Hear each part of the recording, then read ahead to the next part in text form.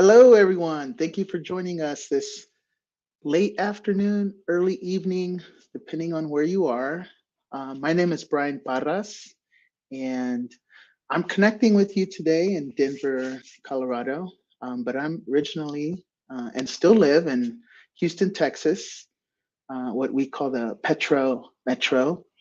And we're here to share with you an amazing video that was put together over the course of last year with several friends, colleagues, and frontline fence line communities that are experiencing the same problem of startup, shutdown, malfunction, loopholes that have been polluting our communities for decades.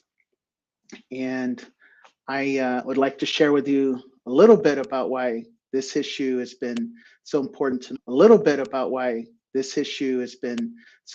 me. And then we're going to show you the video, of course, featuring other communities who also live near facilities that constantly flare toxic emissions and pollution into the air. And then we'll have an opportunity to speak with some of the folks in the video, and you'll be able to ask them some questions too. And then we'll end the night or the hour with an action that you can help support our efforts to close these loopholes. And that's the run of the show. And I again want to thank you for signing up, for joining us tonight, and taking a little bit of your day and evening to join us. So as I said, I grew up in Houston, Texas, and not too far from the beginning of the Houston Ship Channel, about 2.5 miles from some of the first refineries and chemical plants that start on Houston's east side. And some of them, have many events like the ones you saw in the promo video and that you're going to see in the video in just a few minutes. And this is an issue, that I've grown up with and has just gotten increasingly worse as years have gone on, as climate change events have been making more extreme weather events happen in our area and across the country. So I'm also a co-founder of a nonprofit called Tejas. And the one issue that really galvanized us and got us started was seeing these flares happen over East Houston, right where a high school was being built. The high school is now built. It's called Cesar Chavez High School, and it continues to be inundated with pollution from these flare events. So that's something that I've seen, in the 20 plus years that I've been organizing, and have had very hard time trying to hold companies accountable for the reasons that you'll see today. So without saying too much more, I know you probably have a lot of questions, about SSM, what we call startup shutdown malfunction events. But I think watching the video is the best way to sort of get to understand what this looks like. And using media and video has been one of the strongest ways that I've been able to advocate and help bring people in to understand, what people were living through. So without further ado, I'll pass it to our producers on the back end to start the video. Thank you.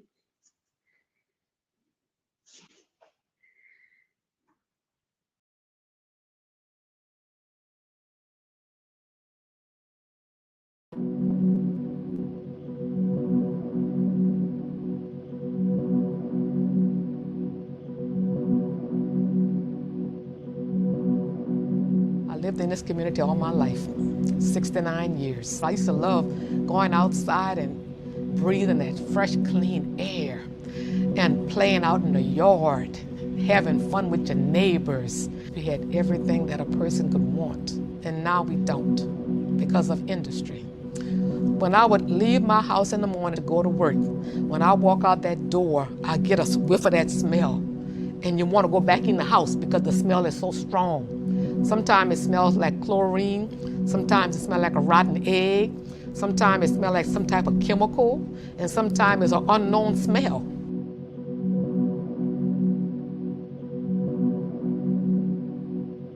When I was younger, I served overseas. I'm a veteran. And the first time I came back to New Jersey, my dad picked me up from the airport, and all I could ask him was, "Oh my God, what is that smell?" And his reply was, "What smell?" Because when you're in it all day and all your life, you really don't notice that it could be better. And I think that's what a lot of the residents have kind of, unfortunately, normalized the pollution in this area. I thought it was just a flare initially when I saw it. And I saw it early in the morning, around 8:30. I was on my way out of town. It wasn't until I got halfway to my destination that I got a text message about a petrochemical disaster. Because the smoke had been just going up in the air for hours and hours and hours until it finally reached an area where there just happens to be very wealthy communities. And it wasn't until then that news broke and it hit the airwaves. So once this disaster happened, we became aware of all the violations that were being made by that specific company. But then came the question of who's holding them accountable? How many other facilities is this happening at? Why aren't we being notified of what's being held in these containers?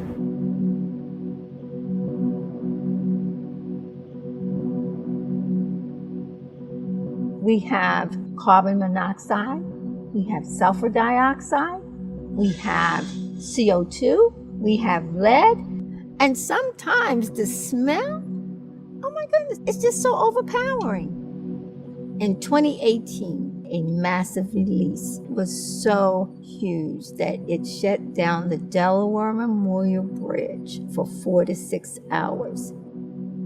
When we look at these things, with loopholes and malfunctions, to me, they're built in to let these folks get away with what they get away with. When you have chemicals and gases going through the pipes, if it stops on the dime, then there's a possibility of the gases building up and exploding. So what they've done is they've created a process where those gases will be burned by a flare unit.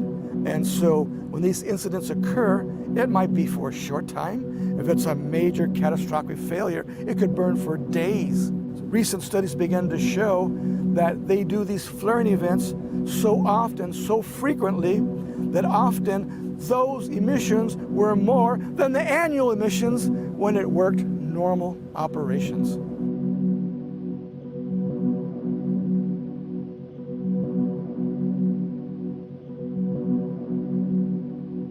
There's no accountability. There's no requirement that they involve the community or notify the community. They don't want us to test. They don't want us to test what's coming out of those stacks.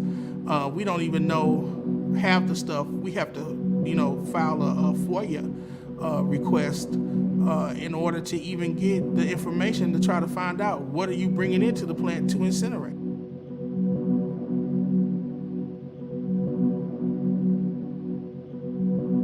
So every day we're exposed to these toxic chemicals. Every day we're being exposed to chemicals because the Title V permit allows them to release chemicals every day and then not even be held accountable for these startup and shutdown releases, which can happen at any point in time. The loopholes don't make our community safe. They don't. They expose us to higher risks of being poisoned, of being killed. They endanger our communities. They endanger our environment.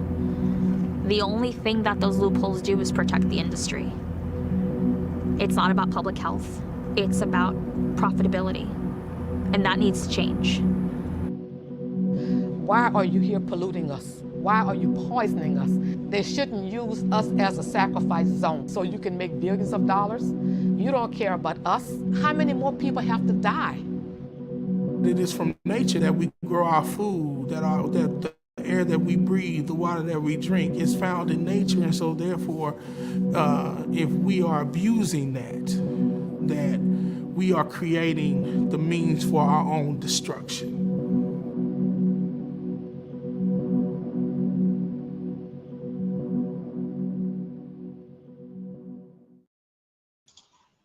Wow. All right.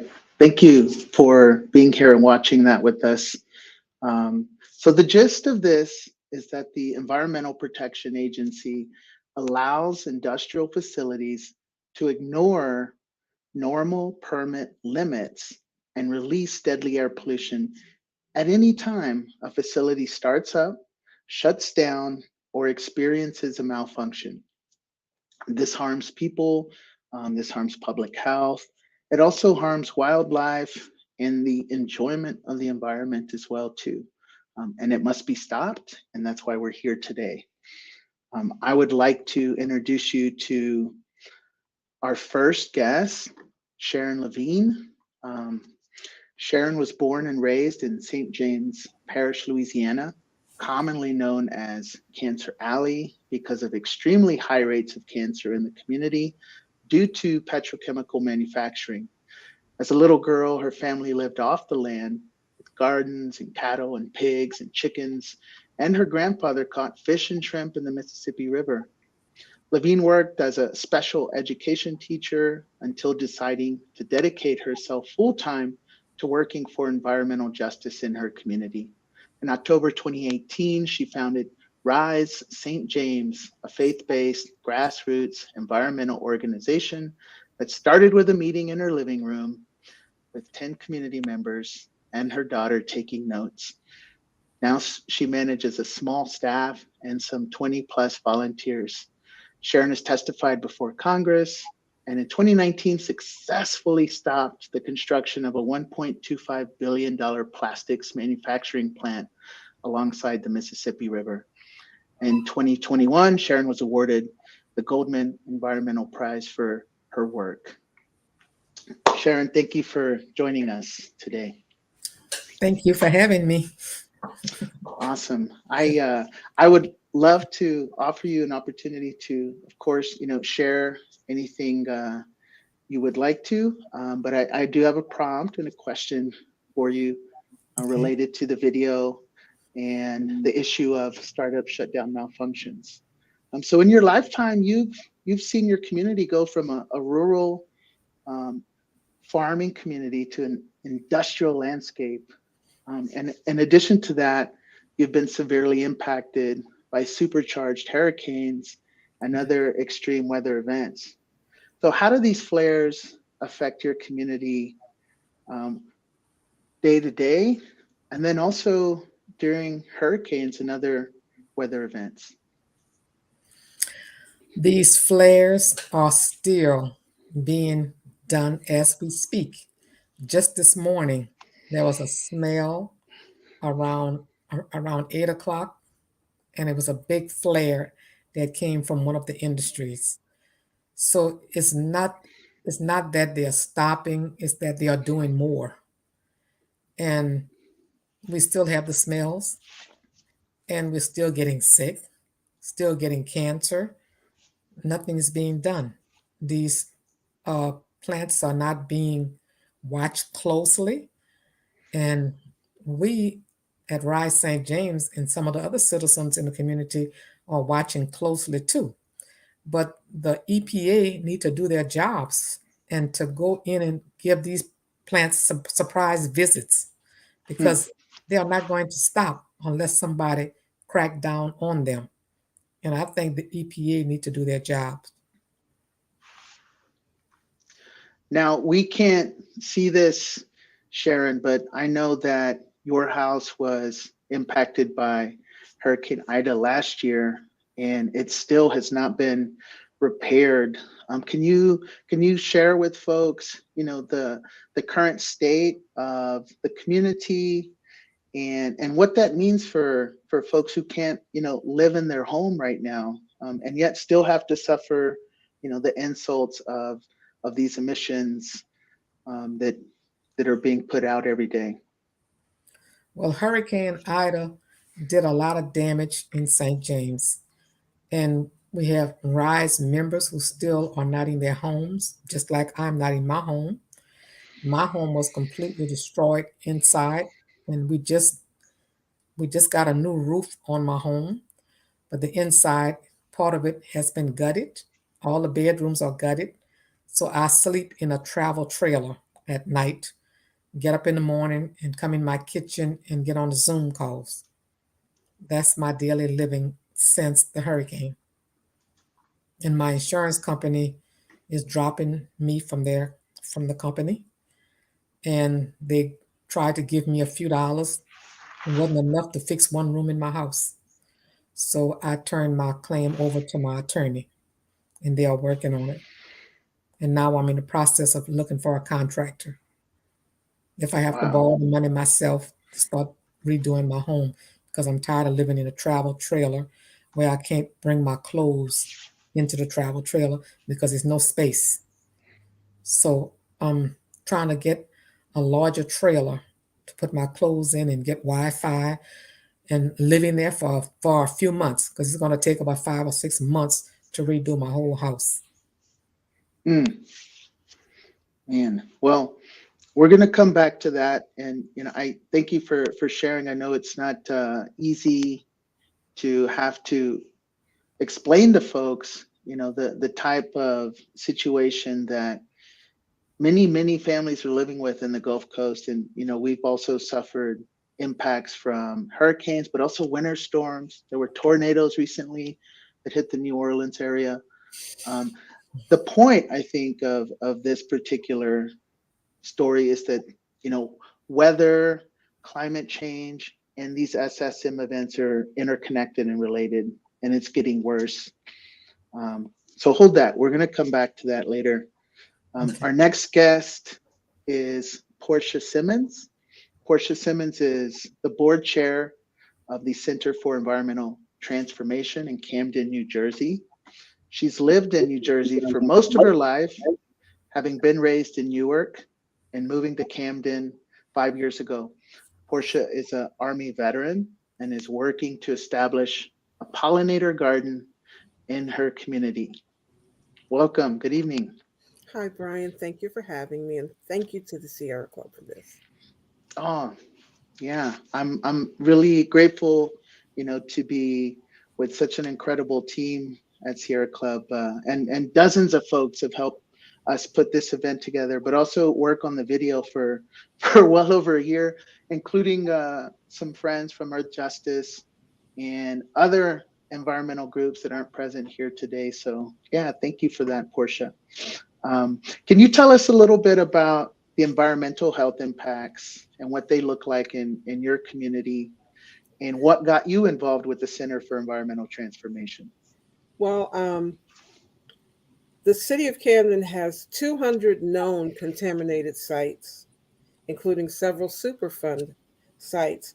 And in my section of the city, Waterfront South, we alone have 27 known contaminated sites and 2 Superfund sites.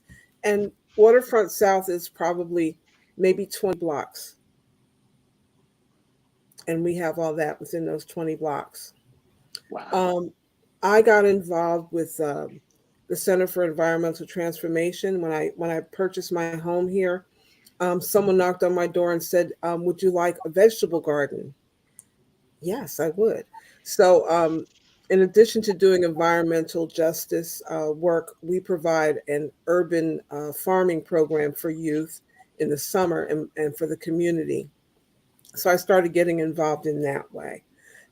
Living in this area, I noticed that some mornings it's not a very pleasant smell. Um, and I started getting more information being involved with CFAT about the particulates in the air, the different contaminating industries that are in the community. And I just had to get involved because I know that if you don't say anything, nothing will get done. Absolutely. Which is why we're all here today. We want everyone watching to say something and to share it with their friends. So they say something. Um, Mhm. how do you think the air pollution affects home gardening? I know that it can be a concern for folks and might even, make them feel like it's not worth it. Well, it definitely has an effect, and that's one of the reasons why I wanted to build a pollinating garden. CFET has hives. We sell honey as part of a fundraiser, and we lost 2 hives last year. Hmm. And there's no doubt at all that bees are essential for us because they do all the pollinating.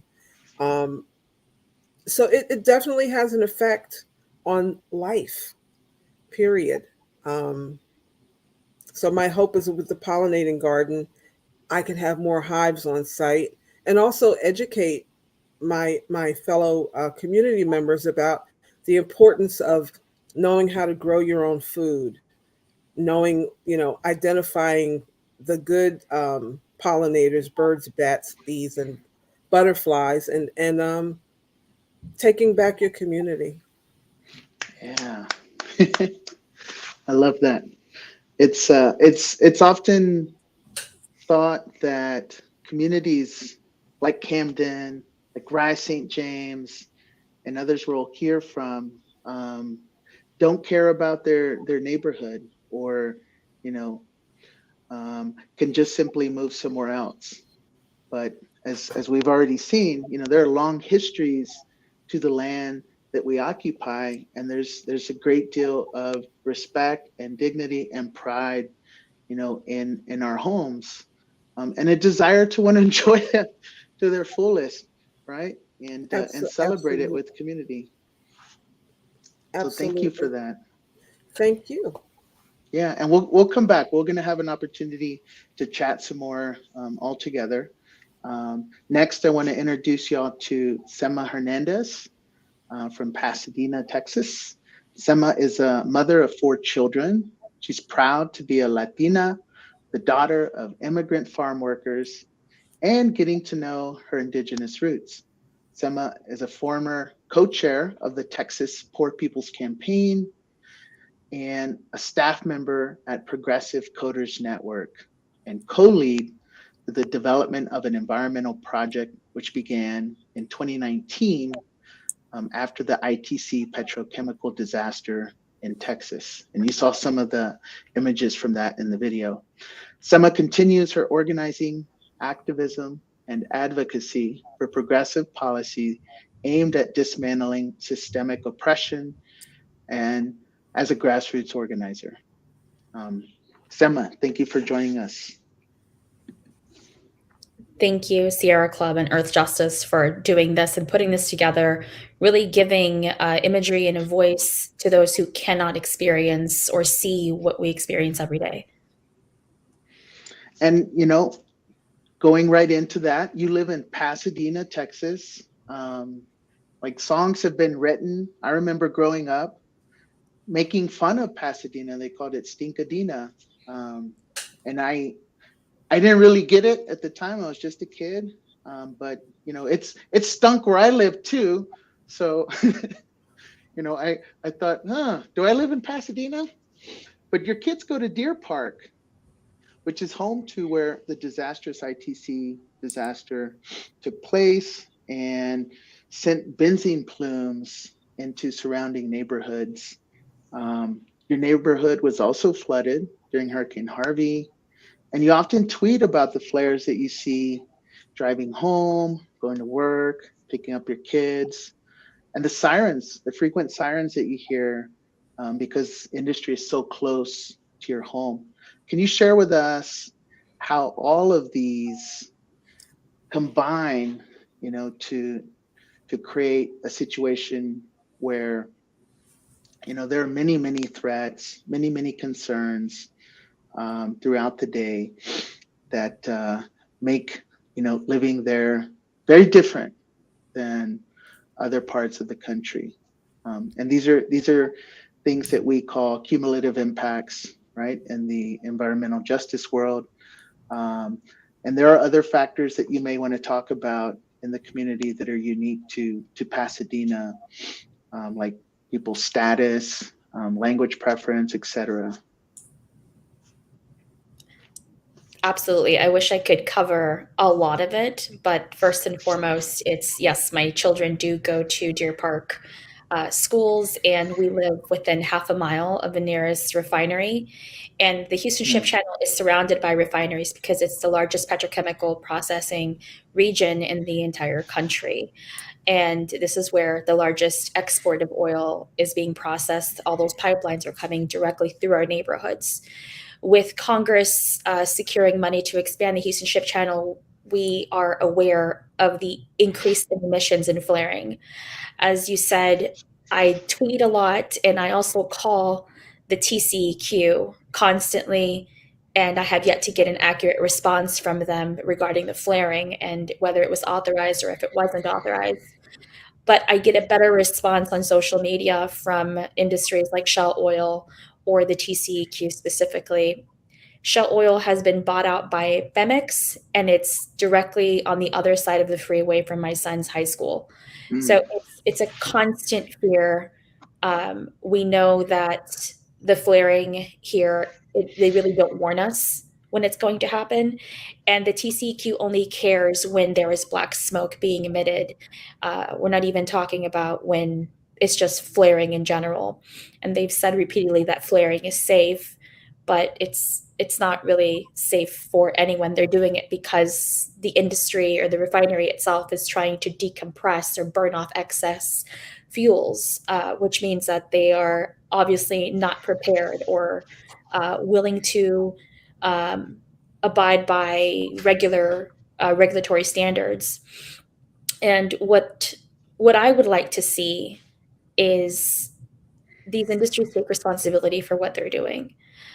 We've been in several community either meetings with the TCQ or calls with them when they're reissuing a permit. And we know mostly it's just a formality, but they're going to issue permits so that these refineries can get back in operations after a disaster or after a hurricane has come through our region. It's a pretty scary thing, especially since about 45% of Texas is uninsured or underinsured.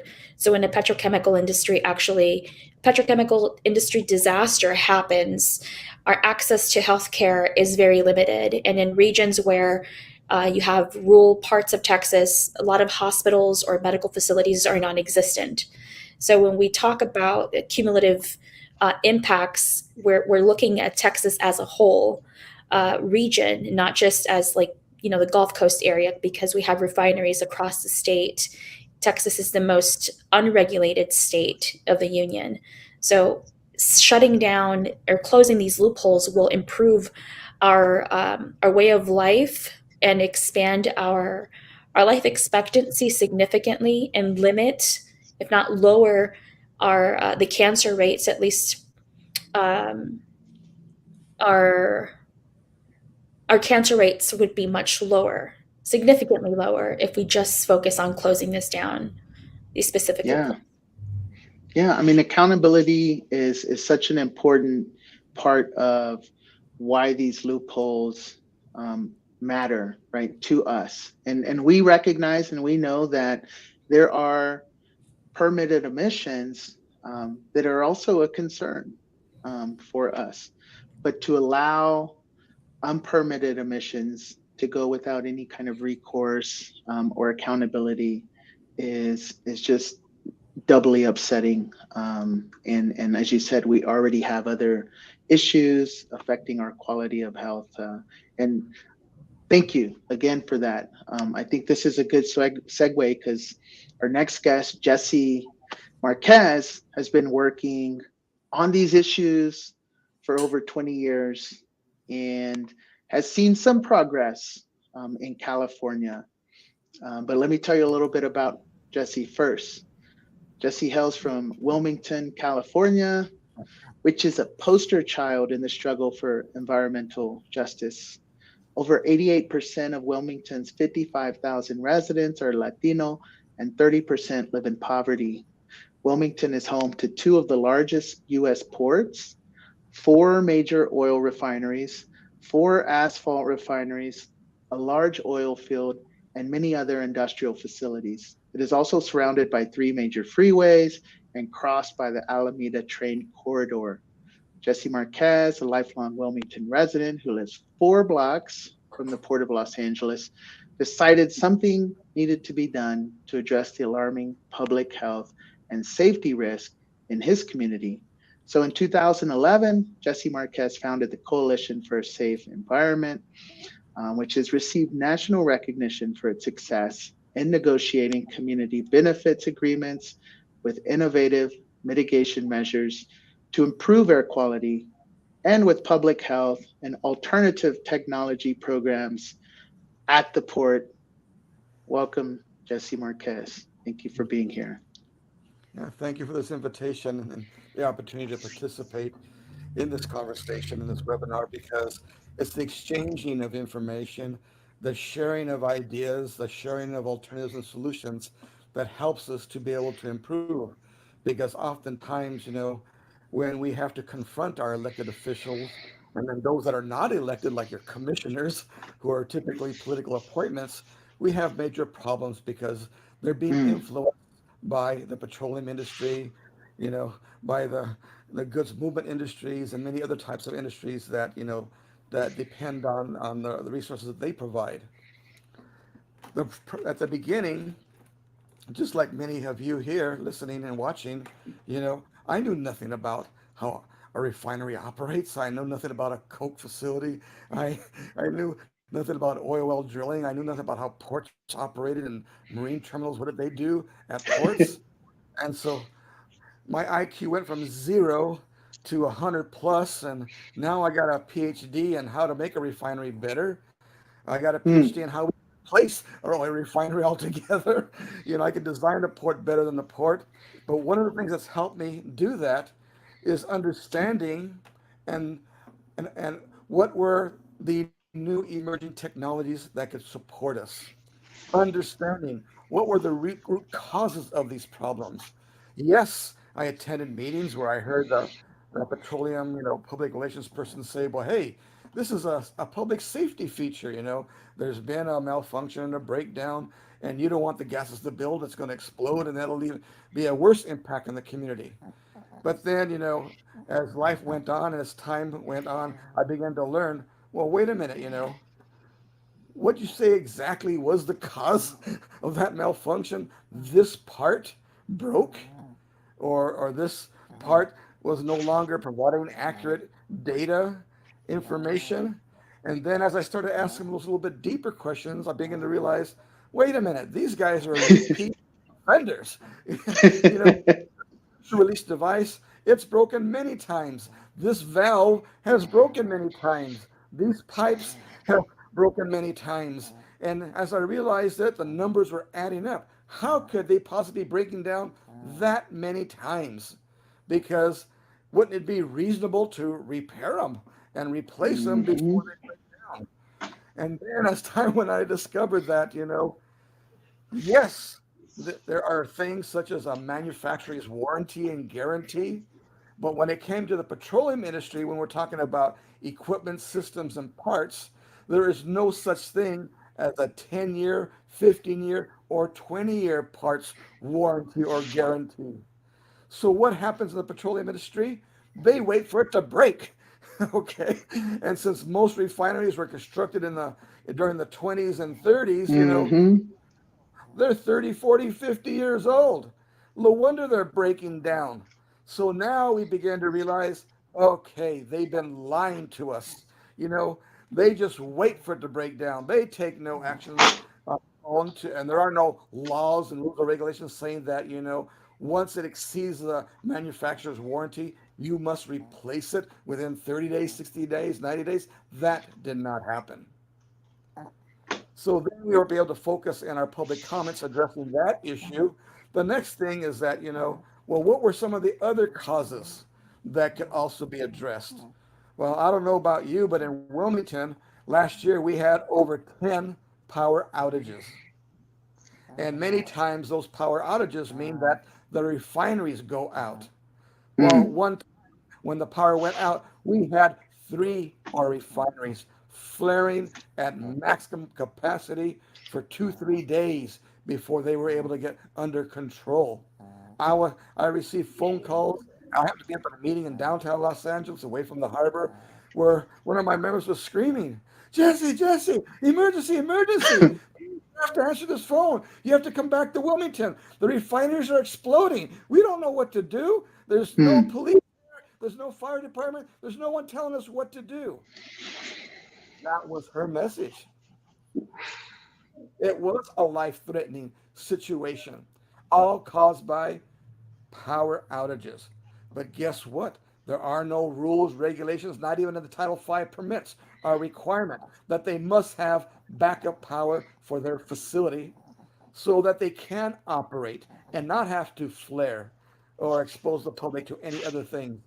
Even one time, I lived a few blocks from the refinery at that time, and I was awakened about 1 o'clock in the morning, and I could hear a loud noise. It was a summer day, so I had the windows open, and I go, "Wow, that's the refinery." So I get up and I go outside, but I don't see no fire, but I could hear the noise. And those were the flue gases going up the chimney stack there. Well, what had happened is that, the pilot light had gone out. And at 1 o'clock when I heard it, that's why there was no flaring, because the combustion unit did not come on. And so I immediately called our South Coast Air Quality Management District and reported it. Well, what happened when the inspector went to the refinery, they said, "Oh, no, the flaring started, at about, 1:45 a.m. Well, that meant for 45 minutes, the flaring was not flaring, but it was releasing tons and tons of these gases, this air pollution into our atmosphere. And if it wasn't for me calling at that time in the morning and the inspector going back, they had to admit, "Oh, yes, we had a malfunction. The pilot went out." But they had lied to him originally. Wow. I'm going to stop you there because I know you have a lot of stories and you are very familiar with this, because I want to get a reaction from the rest of our attendees here. Sharon, Semma, Porsha, does this sound familiar? Yeah, it's like we have to be go ahead, Porsha. Oh, it does. A year ago, January, there is an auto salvage place in the community, and a fire burned from they don't know what, from 3 o'clock in the morning until 7 o'clock the following 7 p.m. from 3 a.m. to 7 p.m. And around noon, the police came and asked me if we wanted to evacuate, and I'm like, "No, I'm going to stay right here." We were a few blocks away from the actual fire, but this company, if you don't remove the gas from the gas tank, explosions happen. We hear constant booms, but like you said, if no one reports it, it never happened. So yeah, I can definitely identify with that whole "we didn't do anything" scenario. Yeah. I mean, it's ludicrous. Like, the community has to be investigative journalists. They have to be, right, like policemen at all hours of the night, because a lot of these flaring events and SSM events do happen when everyone else is off of work and asleep. And that makes it even more difficult, one, to know that they're happening, and two, to do anything about it, because the folks that you're calling are not there to pick up the phone. I know that here in the Houston area, and Semma, if you want to say a little bit about that, the frustration of seeing flaring events at night and not, having a whole lot of recourse. Well, seeing the flares during the day and during the night, for me, it gives me PTSD since the ITC disaster. Any fire I see, I'm immediately in that survival mode. And to also know that there is no alert system in place, that's worrisome, because we don't know what we're breathing in the middle of the night. The protocols when there is a flare or an explosion are very backwards. It's, just sheltering in place, which isn't enough to protect us. But when there are flares, what is it that we're breathing in, because we're not even allowed to know. During the winter freeze last year in February, when the power went out, the refineries went offline because the refineries are connected to our energy grid. Much like any thunderstorm that comes through, you're constantly hearing the sirens, and then you're seeing the flares not long after. These systems are not sustainable. They aren't. They are focused on just producing oil, but they're not focused on protecting the community at all. They're not even good neighbors. So we need some accountability. We need a lot of accountability. And this is one of the first steps that we can take to ensuring that we have a better quality of life, and that the air that we breathe isn't as toxic, and that these industries are being held accountable. Absolutely. I want to offer Sharon an opportunity to tell the audience, when you call to inquire about what you're smelling, what is the response that you often get? And then we'll go to the audience and take some more questions for all of y'all. When I call to tell them that we smell something in the air, they take our name and our number and ask a whole series of questions. And they ask, why didn't you call our local sheriff? I said, because they don't know what to do. And then they might call back 2 or 3 days later, or sometimes a week or two later, and they said they didn't smell anything. They would come by and say they didn't smell anything. And I told them, you must be coming at the wrong time, because sometimes late in the evening at 5 o'clock, the air is full with this odor. And sometimes in the morning at 6:30 in the morning, you can smell it. And this morning when I passed by the plant, you can see that big flare. That flare is coming from American Styrenics. It's daily. Most times I see it at night. Most times I see it in the morning, sometimes in the middle of the day. It's always there, and nothing is being done about it.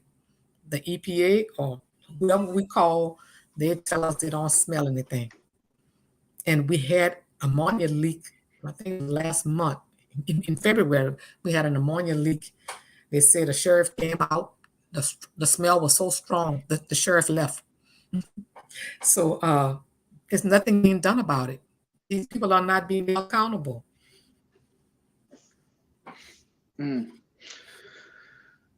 Ooh, that is, I think, pretty consistent with my experience and what I've heard too from others.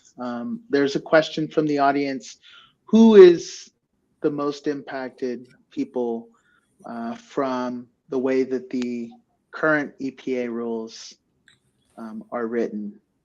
And I mean, I think you're listening to the answer right now, but does anyone want to add to that?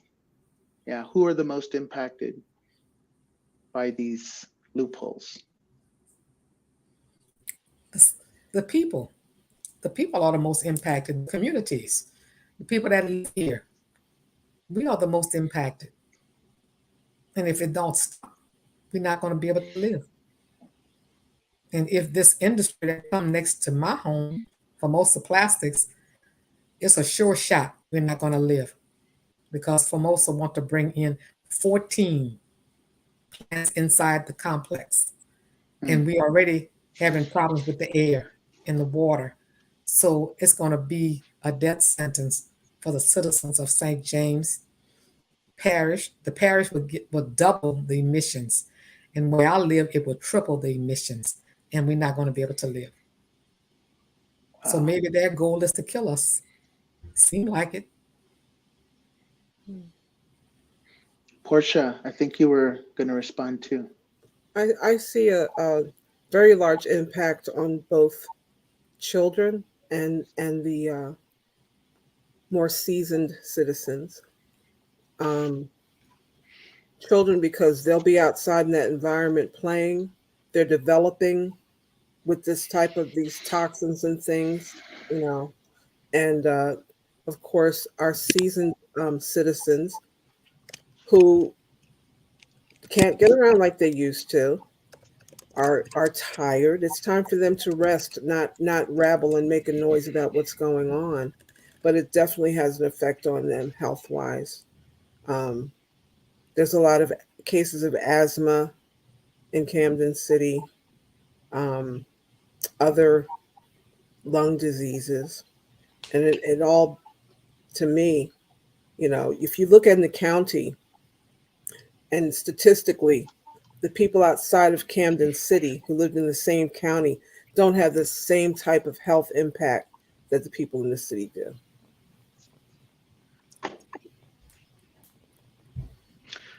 Jesse, this might be a question for you. What kind of facilities are specifically targeted um, by closing these SSM loopholes? And what are the different sizes of the facilities? Well, we're specifically referring to oil refineries that are refining various products. Some of them vary, but typically they're all refining like diesel fuel, jet fuel, you know, and then others have gone into other categories of your butane. And so the dangers that are there can vary slightly, but they're all a volatile organic type compound, which means, it's flammable and it explodes. The other thing you have to be careful is that, yes, if something's going wrong with the flaring unit, there could also be something going wrong with another unit, or if there's an explosion or a fire and explosion, it can impact another operation. And to give you an example, one of our Wilmington refineries uses hydrofluoric acid. Hmm. If that tank was to crack open and the hydrofluoric acid escape, it would kill everybody within 2 miles, within 5 minutes. That's how deadly that chemical is. So when we're talking about cumulative impacts, we're also talking about catastrophic impacts because oftentimes when they do a risk assessment, oh, one tank might explode. Well, I already know that's BS because when I was 16 years old, the Fletcher oil refinery right in front of my house, three of those tanks exploded in a row, about 5 minutes after each one. All 8 members of my family was burned. My grandmother was burned with third-degree burns on her neck and shoulder because she was gardening outside at that time, and over 200 residents were burned and impacted by that explosion.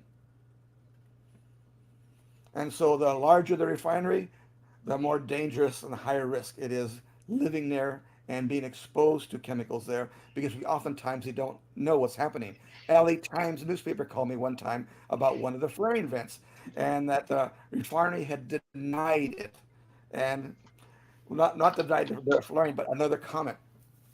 A member of the public, one of the residents told the reporter that, well, besides the normal black smoke, I saw this like red, orange, brownish smoke coming out of the refinery too.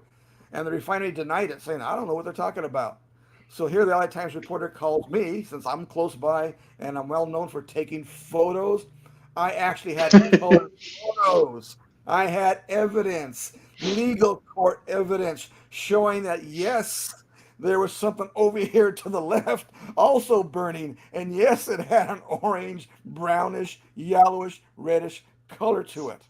So again, they were issued another violation for, no, besides lying, but for another chemical that we had no clue what burned with that color. So even though you might see what is a normal black smoke, we don't have a chemical analysis of every time to find out that was there something else in it besides the regular whatever it was that was burning. Yeah, man. And I just want to add too, it can apply to coal-fired power plants. It can apply to chemical plants. And, the loopholes have been so abused that, that's an open question, right? In some states, there is a lot more allowance for industries to use them. And as we've seen here, unless there are people actively looking at how these loopholes are being used, when they're being used, it's kind of hard to tell, right? With a complete and accurate response. But we know that way too many plants are using these. There is some data that you can look up in different states. What we're hoping is more uniformity and more accountability so that we don't have a culture that allows for these loopholes, which can lead to chemical disasters, as Jesse is describing. And some of these facilities are right next to other facilities, right? So, you know, if something happens at one, it can have a cascading effect on other workers, other plants. You know, one accident could lead to another accident. So those are all things that I think are of concern, and we want better, you know, protections and better enforcement, better oversight. You know, we can't have any of those things if we're allowing industry to utilize these loopholes for such a broad scope of situations. And then let me show you two more details about that example of the hydrofluoric acid. That refinery is located at the border of both the Port of Long Beach and the Port of LA. 2 years ago, while I was doing research and writing our Wilmington Emergency Preparedness Plan, I was looking up earthquakes, as that was going to be one of the chapters in it. And I found a young man named Franklin, a postgraduate from Harvard University, who was majoring in geology and seismology, was doing his internship here in Southern California, and he was looking up the Wilmington earthquake fault. Well, I never heard of the Wilmington earthquake fault. It wasn't in any books or anything. Well, what happened is I never heard of it, and it wasn't in any books because it was an inactive earthquake fault. So therefore, no one knew about it. Well, in his research with his team and his professors and scientists, they discovered that that Wilmington fault was no longer inactive. It is now active, and there will be a major earthquake. And then when I did some additional research on it, it had been having more frequent earthquakes in the last 10 years. So besides the San Andreas potential of an earthquake hitting us, now we got one. Oh, then we also looked at the map. Well, the map started on land, goes under the Port of LA and under the Port of Long Beach in that direction. So now we have to worry about not only the earthquake, but a tsunami hitting it. Wow.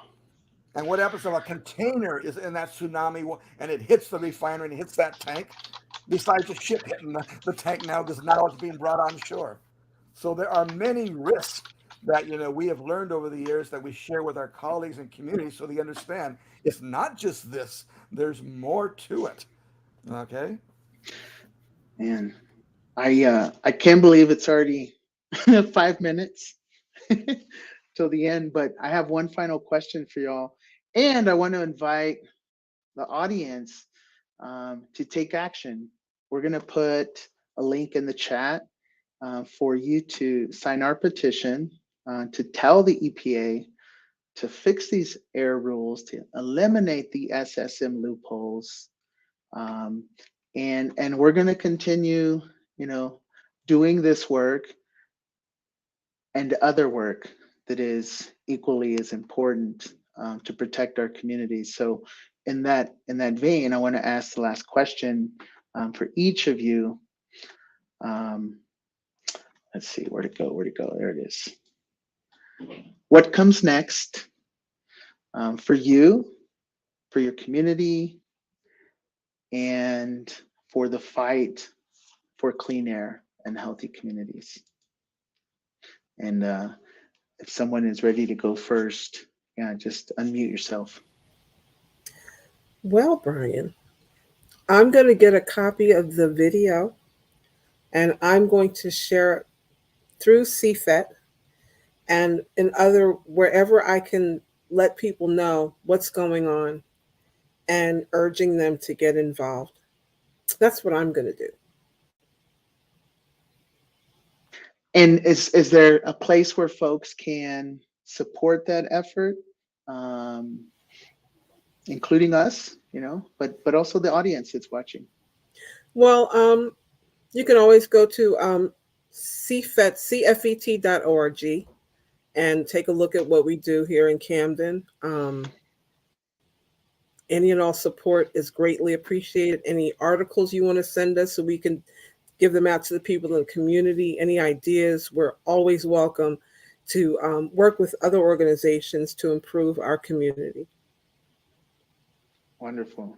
Thank you, Porsha. And it was an honor to get to speak with you today and meet you.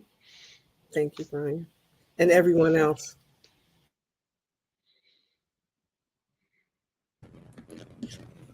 Okay, well, let's go ahead and jump in. One thing that's been one of our pride is that, since we attend or we have attended literally hundreds of public hearings and meetings, we also prepare our written public comments. So in our written public comments, my invite to all of you is don't reinvent the wheel. Ask Jesse, Brian, have you ever prepared comments on this? Therefore, we can share you what we've already researched and put together. Because if you ask me, Jesse, well, what else can be done? Well, you request and demand, we want, a backup power generator for every refinery, so that eliminates that. Well, Jesse or Mr. Marquez, is there another good example?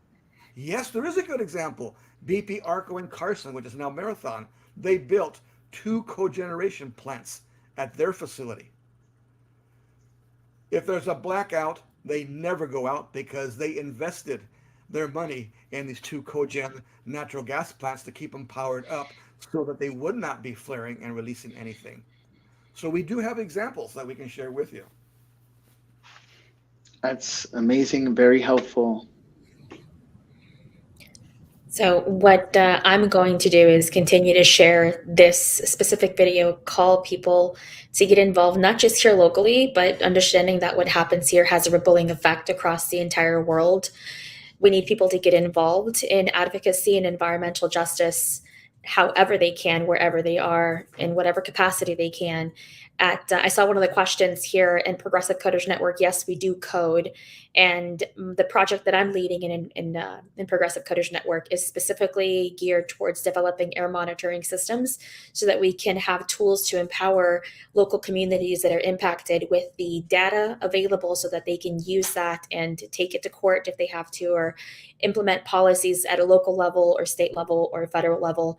And we really are fortunate that we have an amazing group of people in Progressive Coders Network to keep that fight going.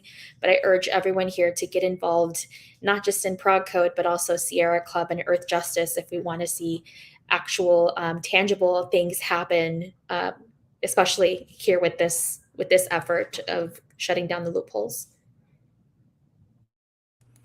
Now, since Semma brought up the air quality, in 6 months from now, our organization is going to have the first VOC air quality monitor network up and running at 7 different locations.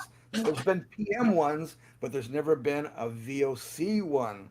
Okay. Not only that, we did get a grant from a private company. We have built about a $500-600 VOC monitor prototype that we have right now, that we're now testing it, developing the software for programs. So I might get together with you, Semma. Yeah, y'all need to talk. On that end of it. But for about $500-600, we'll be able to offer you a low-cost VOC monitor. Yeah, Jesse, we need to talk because we're going to work on those numbers, because we have our own board of the VOC air monitoring sensors that is completely solar, solar panel dependent, offline, and constantly gathering data. But yes, we'll definitely talk, Jesse. And then yesterday, what was delivered to my door was a pallet with our first 2 earthquake monitors for our first EJ Community Earthquake Monitoring Network. So yes, it's possible for us organizations to advance ourselves in all areas to protect what our community needs are. Wow. Sharon, that you get the last word. I know. Wow. All those ideas.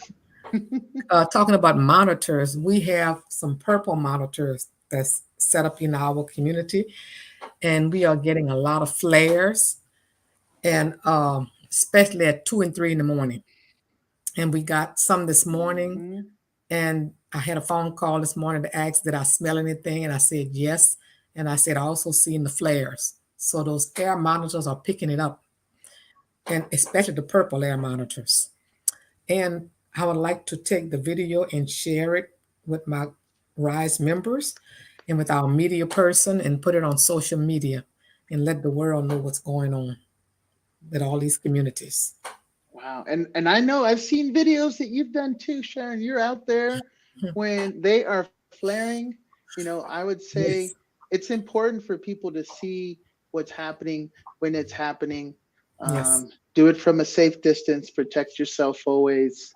But if you can, you know, what I hear is y'all are collecting data, Yes. informing the public in your Yes. community, Yes. and taking names. And then, you Sure. know, with our help, we can report all of that to the EPA, to the state agencies, Mm-hmm. you know, to the federal agencies that need to hear it. And, you know, it's just been such a beautiful honor to talk with y'all tonight. I look forward to continuing to collaborate and share ideas and support each other. Thank you, everyone who has joined us tonight online. Check out all the groups that Okay. are speaking here, and support the ones that are near and around you. You know, environmental justice groups are all over the country. These facilities are all over the country. These loopholes are being used all over the country, and we need your help. So with that, I'll say good night. Thank you so much. Good And I night. hope you'll have a wonderful week. Thank You you. too.